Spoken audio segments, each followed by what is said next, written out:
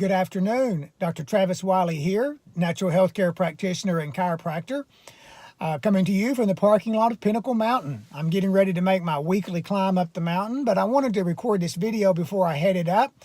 I had two interesting conversations this week with individuals about diet and food. And the first one came from a gentleman that I've known for a number of years.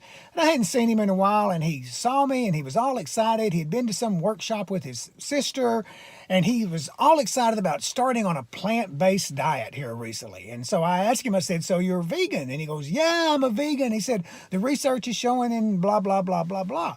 Well, he got disappointed when I told him, I said, "Well, I don't really recommend a vegan diet for most people." And so he was disappointed, and then he didn't want to talk about it anymore. So I thought that was interesting. And then there was another conversation I had with a woman, someone, again, that I've known for a long time and who knows that I do nutrition.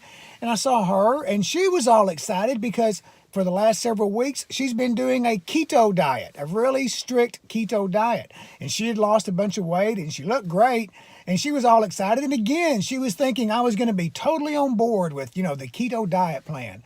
Well, I had to tell her, I'm not exactly a big proponent of the keto diet either. I think we need a few more carbs, perhaps, than what we get in a typical keto diet. So, both of these diets are a little bit extreme in my opinion. So what do I recommend for my patients? Again, let me say that there's a time and a place for a vegan diet, and there's a time and a place for a keto diet. I consider those to be really therapeutic diets that someone may want to do in certain situations to help facilitate healing in the body. But for long-term, sustained health and well-being, year after year after year, I think you need something in the middle of those two.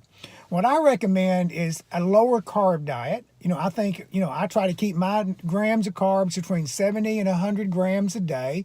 And I think that for most people, that's a pretty doable goal, and it's a pretty sustainable goal. What I recommend to my patients and for what I practice in my own life is, first of all, avoid sugar, any added sugar as much as possible. And by this, I mean, sweets and sodas and cakes and candies and cookies and pies, things of that nature. You want to avoid that, minimize that, if not completely eliminate it. The other thing is you want to avoid the starches. I think we eat too much starch in this country, too many grains, bread, wheat, oats, things like that, too much pasta, too much rice, too much potatoes. I think those are the things you want to avoid. But you certainly need to have carbohydrates in the diet. You want to have good, healthy sources of vegetables. You want to have, organic vegetables, green leafy vegetables, broccoli. You want to have some good organic fruit, if you can.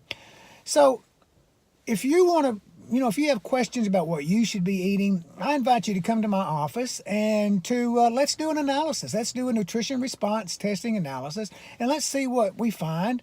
And let me help you determine and come up with a dietary plan that's going to work for you and that's going to sustain health for you, again, year after year after year.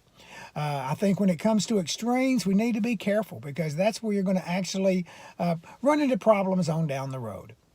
So anyway, that's my thought for you today. It's a cold, overcast day. Let me see if I can turn the camera here. There's the top of the mountain. Ooh, maybe I can see it. There it is, the top of the mountain there. So that's where I'm headed. Maybe I'll post some photos from the top when I get there. But hope you're having a great weekend, and until the next video, bye.